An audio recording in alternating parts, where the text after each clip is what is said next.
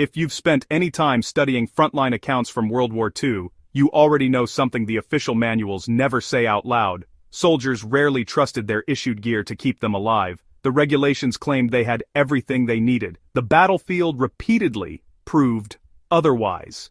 Buried in journals, quartermaster reports, prisoner of war interrogations, and forgotten museum drawers are stories of improvised, unofficial, and technically illegal forms of body armor created by soldiers who weren't willing to leave their survival to bureaucracy. These weren't prototypes or experimental plates from the labs. These were frontline inventions, field mods hammered together under fire, designed by men who understood that one good idea could be the difference between going home or becoming another nameless statistic. And for the next few minutes, we're going straight into those hidden innovations, the ones military historians often skip because they live in the gray zone, unauthorized, sometimes dangerous, often effective, and absolutely born out of desperation. If you're a scholar of material, culture, battlefield adaptation, or survival history, this is the stuff that matters, the human reaction to lethal pressure. Let's break down 7 forms of illegal, improvised World War II body armor soldiers used, why they did it, and what these forgotten hacks can teach modern survivalists and tacticians today. Some soldiers secretly reinforced their uniforms with metal scavenged from wreckage. One of the earliest and most widespread methods involved cutting thin steel from destroyed vehicles, ammunition crates, or aircraft debris. Infantrymen in North Africa, the Eastern Front, and the Pacific all reported slipping makeshift chest plates into their jackets or strapping them under suspenders using cloth wrapping or wire. Commanders discouraged this because the metal added weight, limited mobility, and could deform under impact, potentially causing secondary injuries. But for frontline soldiers, it was a simple calculation. Mobility mattered, but so did stopping power. So, the modern applicability really lies in understanding how improvised ballistic layers actually work. Thin metal, honestly, won't stop modern rifle fire, but, against fragmentation, shrapnel, or even small debris, layered metal can still reduce injury. The historical lesson here is pretty clear. If you're working in environments with blast risk, even imperfect shielding is better than none, provided it doesn't compromise movement. Soldiers often wore leather aprons from tank or artillery crews as unauthorized armor. Tankers and artillerymen were sometimes issued thick leather welder's aprons to protect against sparks and spalling. Infantrymen quickly realized these aprons provided fair protection from low-velocity shrapnel and began borrowing them whenever possible. So, some folks actually tied the leather aprons under their tunics, while others went ahead and cut them into chest or, groin protectors. Technically this was a uniform violation, but, practically, it just worked. Leather, interestingly enough, absorbs energy really well, especially when it comes to distributed impacts from fragmentation. The lesson here actually has modern value too. Dense, layered organic materials, like heavy leather, still find use today as a kind of low-tech protection.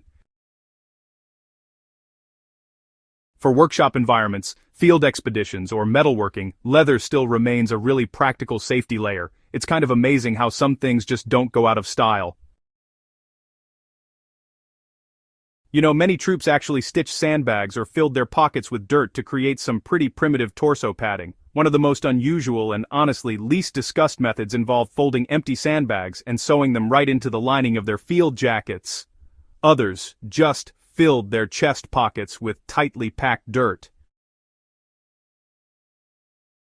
In trench or defensive warfare, soldiers would spend hours exposed to indirect fire and, shrapnel was their primary killer. A few extra pounds of compacted earth became a kind of crude buffer.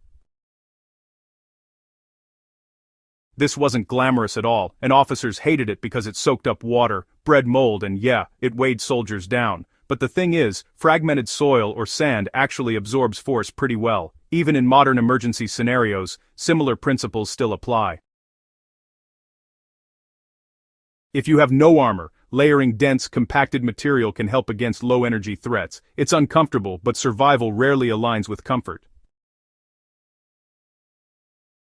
Some troops reinforced their helmets with hidden internal layers. Many soldiers quietly modified their helmets by adding inner liners made of newspapers, heavy cloth, or sections of rubber from vehicle tires. The goal wasn't to stop bullets, no World War II helmet could, but to reduce concussion and prevent skull fractures from glancing impacts. The clever part is that these modifications often worked. A thicker suspension system dissipated energy more effectively.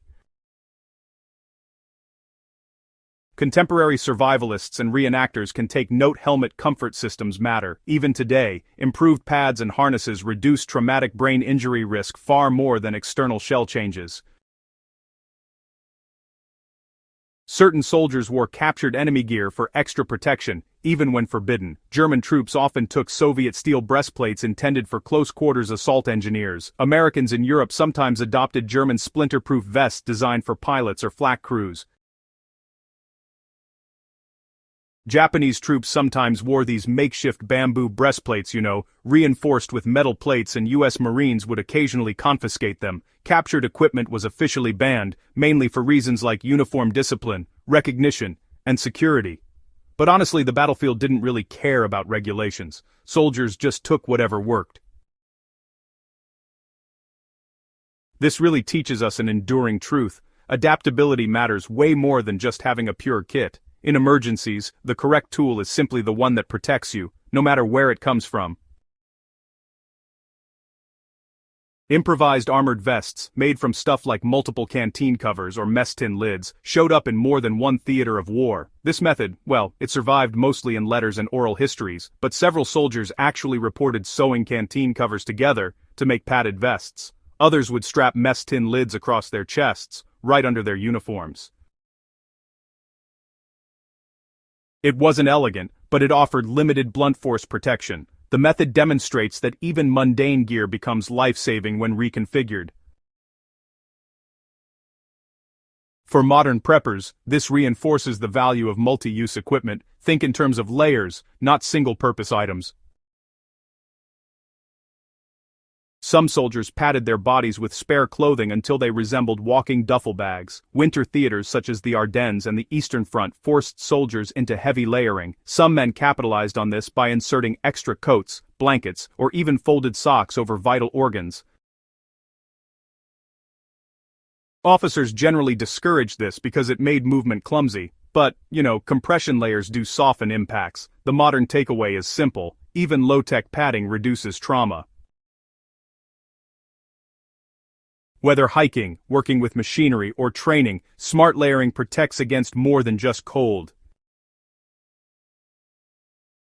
Illegal World War II body armor wasn't about disobedience, it was about survival instinct. Bureaucracies issue equipment based on averages, soldiers adapt equipment based on lived reality. These field mods remind us that ingenuity under pressure is as old as warfare itself, and that the line between regulation and survival is rarely clean. If you want more deep-cut wartime adaptations and forgotten survival tech, make sure to subscribe, share this with fellow historians, and keep exploring the parts of World War II most people never talk about.